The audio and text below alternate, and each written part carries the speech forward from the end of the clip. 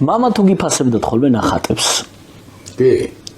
ყოფილა პირველი შემფასებელი თუ იყო ხოლმე?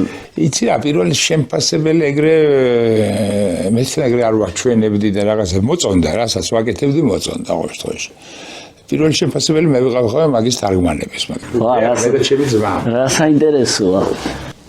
იმიტომ რომ ღამე რომ თარგმნიდა ხოლმე დილით თქვა საუზმეზე და ეგ მახსოვს აი ყველაზე ჩემ ერთ-ერთ ან ბედნიერ მონაკვეთად, როცა მე ვიყავი ნიკოლაძეში ვსწავლობდი მაშინ, ესე იგი მე-9 კლასი ალბათ და უცებ გამოაცხადა რომ უნდა ვიმარხულოთ. ხოლმე გადავწყვიტე რომ აი დიდ მარხვას დავიცავ.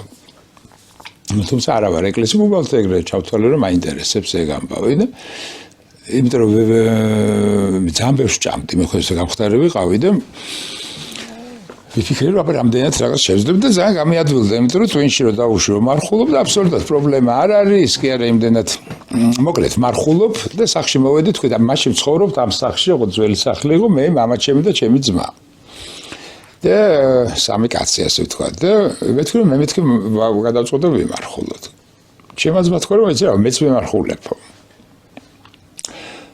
ხო და მამაში ვთქვა ახლა მაშინ მეც ვიმარხულებ აბა ხო ორი შვილი მარხულობს ახლა მე ვარაო და ხორცების ჭამას ხوار დავიწყებ და მოგეთ აი ეგრე ვიმარხულეთ რა აი მივხვდეთ იმისა რომ ჩვენი გვარი არის ჩვენი შტო მღვდლიანი და ასე შემდეგ ეგეთი ის არ ქონია. ხო და აი ამ მარხვამ რა გააკეთა რომ მაშინ თარგმნიდა რილკეს სონეტებს ორფეოსისადმი 52 სონეტია რა. და რომელიც ჰქონდა გარითმული გადაწყვეტა რომ თეთრ ლექსად გავრითმავო, ანუ რითმას არ ვიზავ, მაგრამ ეგრე მოსულა, ეგრე თარგმნა რა. რომ შენ ეგრე თარგმნი. და ძალიან კარგი იყო რა, იმიტომ რომ რილკე არის ძალიან დატენილი, არაფერს ზედმეტი სიტყვა არ აქვს, ამიტომ მართლა ეგრე უნდა თარგმნო რომ მთელი ის აზრი გადმოვიდეს. და ეს უკვე წაკითხული ქონდა ჩვენთვის ყოველდღიურად, იმიტომ რომ ახალ თარგმანს გვიკითხავდა 2-3 სონეტი თქვათ რილკესი.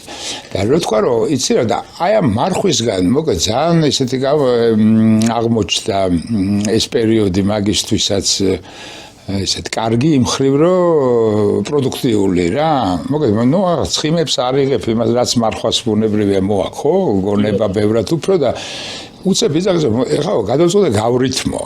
აი ეს ყველა 52 რომელიც დაამთავრა უკვე და ეგეთი ის რომ იმიტომ რომ პასტერნაკი ძალიან უყვარდა და პასტერნაკმა გადათარგმნა რითმაშიო რილკეო და მე რა უნდა გადასახა მოკეთ ყოველ დილა იყო რის თქვა და ჩამოვდოდით და 1-3 გარითმული სონეტი და ის უკვე ზეპირად ვიცოდით იმიტომ რომ ნუ პროცესში ჩართულები ვიყავით ასე თქვა მე ვახუშტას უყვარდა როცა გიკითხავდა როცა თუ ხედავდა თან რომ მოგწონს და აი ეს ყოველ დილა იყო საუზმე იყო ეგეთ თან მარხულობთ ესე იგი ისედაც ისე ვართ და აი გაზაფხული იყო ხო რა დიდი მარხვის პერიოდი და ყოველ დილა იყო ორი ახალი ეს ორფეოსის სონეტი რამდენიმე ცალი რომელსაც გვასმენებდა ჩაიზე დილით